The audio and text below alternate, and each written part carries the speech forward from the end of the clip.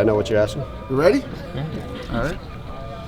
Well, Coach, one less lineman today. Is it true that Scottie Dill's no longer on the roster? Yeah, Scottie Dill is no longer on the roster. Him and I sat down a few days ago, and we felt that it was in his best interest to pursue his future endeavors. Didn't leave with any ill will, but we thought it was in his best interest to move on and focus on his future. And we are, with what we have out on the field, that's exactly what we got, and that's what we're focused on. How hard is it to replace him? Because, he did start every game, and he's been a fixture there this season. How difficult will it be? Yeah, he was a fantastic player and a fantastic student athlete, but at the end of the day, we've got a lot of young men that are capable of filling in that role that we're excited about.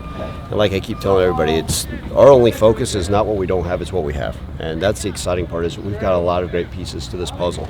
And we're moving forward in the right direction, and everybody's bought in, and we can't wait. Who would be looking to maybe kind of fill that role a little bit? Yeah, we got a lot of guys. I've got full faith in our offensive line and those backup guys. Guys like Michael Denson, Brian Thomas, Titus Jones. The guys that have played football that understand our system, and we'll figure it out from there.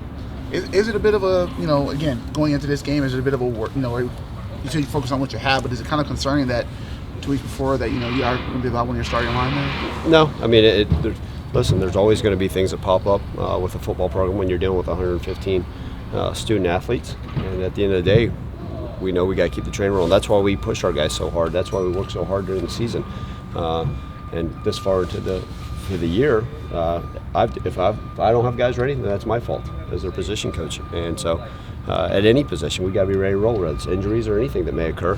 And that's our job as coaches, to prepare everybody so we're at a high level when it's game time. Do you have an update on Joey and if he's going to be playing? Yeah, right now we're going to just progress with Joey every single day. And he's a guy, obviously, that's done it the right way, that's worked hard, who's meant a lot to our program. He's a guy we're just going to monitor day to day, and not going to make a point on him one way or the other, just moving forward. Early signing periods behind you, looking back at it, who are you the most excited about bringing into the fold? Is there any one person? I love them all. I really do. We got a lot of great future Tigers. And to accomplish what our staff was able to accomplish yesterday, and like I mentioned, it's a testament to this community, to the program, to the university, that we were able to get the class exactly what we wanted, the exact players we wanted, the exact guys that we targeted. And we couldn't be more excited as a staff and as a program moving forward. And the nice thing is 8 of those young men will be here in January. And so you talk about the future of this football program. It's very, very bright, and couldn't be happier with the class we were able to sign. So you're looking at the late period now. Do y'all have any more scholarships? Could you add a few more guys here and there? It's turned into, this day and age, with the way scholarships work, with the way things occur in college football these days, it's more of roster management. So we'll see what happens. We're gonna, when we sit back from the Cotton Bowl with our staff and see where the roster stands, we'll see where we have some pieces that we may need to fill based off of scholarship numbers. Is there any guy that you see, could it be Kedarian or another guy that could step in right away and kind of make an impact? Well, we're gonna push them all.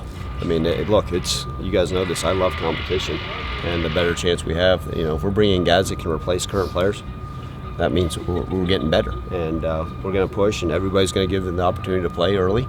And if it happens, great, so be it. If not, then we just added more pieces to our roster. But they're all benefit, and we can't wait. When you look at those 2 Memphis natives who went the JUCO route, Kedarian and Kalen, to speak on kind of both of them and how important it is still to keep Memphis, the highest talent Memphis has to offer here as Tigers. They're young men that maybe right out of high school, their college career didn't take the path they initially wanted. But like a lot of guys, they come back and say, man, Memphis has something special going on. And so they're excited. And I think what's happened is, over the last few years with previous staffs and with everything that's occurred, you look at the growth of the University of Memphis, the football program, there's nothing but excitement. And it's moving in the right direction. And, you're not only talking about from a facility standpoint, we're getting better and better every single day. So we have a lot to sell here from the educational standpoint to the wins, coming to a championship-type program.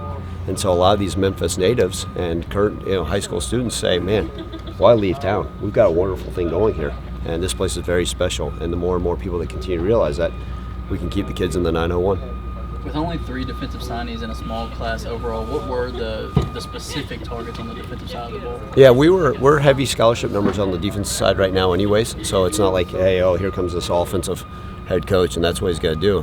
I plan on spending just as much time with the defense following the Cotton Bowl to make sure that we're progressing in all 3 phases.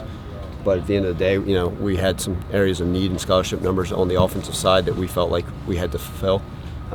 We're excited, but those 3 defensive guys are studs, and can't wait to get them here and get them rolling. Then you signed 5 wide receivers and 2 running backs. How important was it to reload at the skill positions? Yeah, as you guys know, we're losing some skill guys. Offensively been pretty darn effective.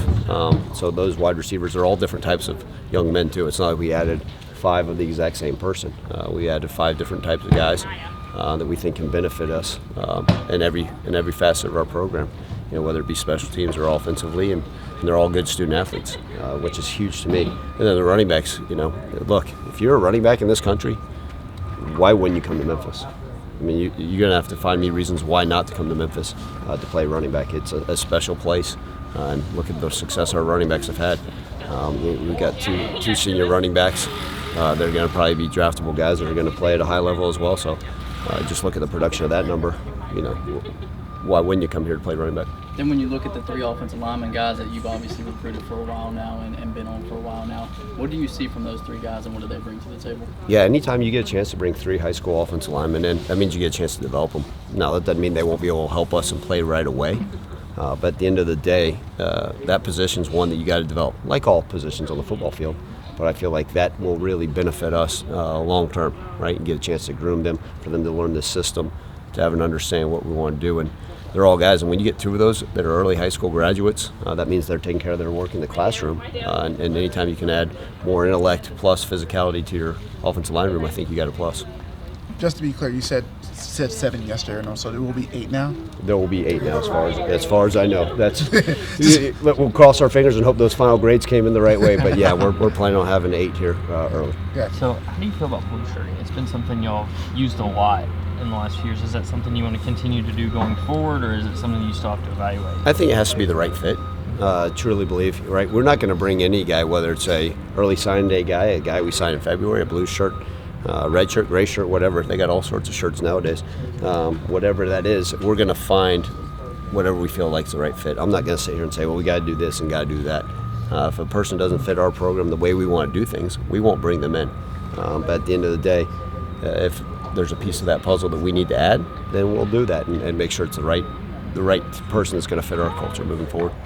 Keelan Brown seems like kind of a really dynamic quarterback. How excited is to kind of add him to the mix, just kind of with what's already here, just in the quarterback room? Yeah, I mean, he's phenomenal. He's not just on the film, but I mean, he's a multi-sport athlete. We're going to give him a chance to play baseball here as well.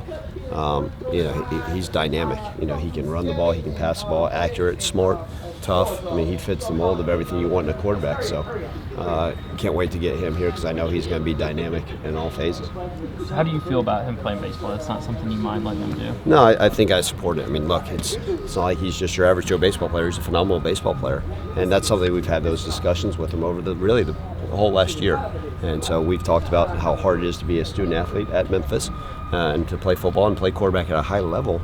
But we have that understanding that, it's going to take a lot from him. If there's anybody that can do it, it's him. He's got a great buy-in to what he needs to do academically, and then, also with both sports. So we're going to let him push and see what happens.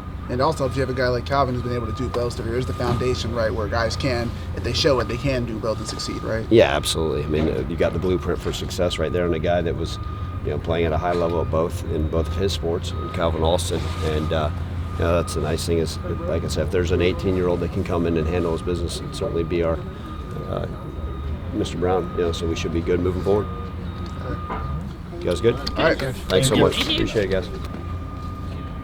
All right, I mean, where you guys at, you think, at this point? I feel like we're in a good place. There hasn't been a drop-off.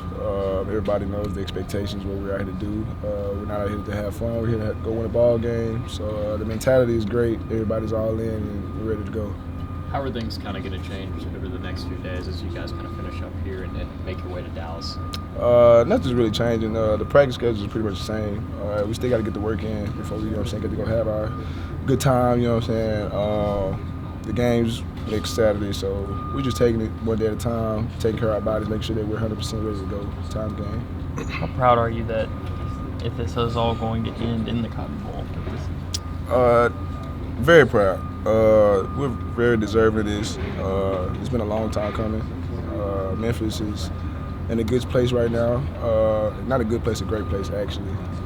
We work hard. We work hard all year for this, and we're just very thankful for the opportunity and more blessed than anything. How fitting is it for you for your final collegiate game to be in your hometown in Dallas? It's surreal still to this day. It's crazy. I tell myself all the time the story couldn't be written any better. I'm just excited for the opportunity. We all are. But me, most importantly, I am because I'm playing in front of family, friends, and playing with my brothers for one last time. And shoot, probably the biggest stadium in the NFL. So it's going to be a great experience. Did you ever get to play in AT&T Stadium in high school? Yes, sir. In high school, I probably played it about 3 or 4 times. So it's kind of familiar turf to me. A lot of people in Texas like to think that they have the best barbecue, and that's obviously a little salty here in Memphis. If you had to go to one place in Dallas, where would it be? Smoky Joe's Barbecue. Okay. Please go. Okay. I guarantee you it'll change all of your minds. I guarantee you. Yes, indeed.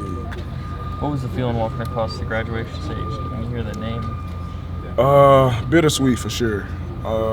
It felt like I just got here this past summer. Like I was just thinking about how I was being chauffeured around by Coach Tow cars and needing to get everywhere as a young pup learning the ropes, and now it's just that fast and it's all over. It's been a hell of a ride. I've enjoyed every bit of it. I've learned from it. The lessons and the lessons has all been great. So it's been one great experience. How fun are these practices? Because it is going to end soon. I see Coxie out here dancing pretty much every day. Like for you guys, just that senior group, like.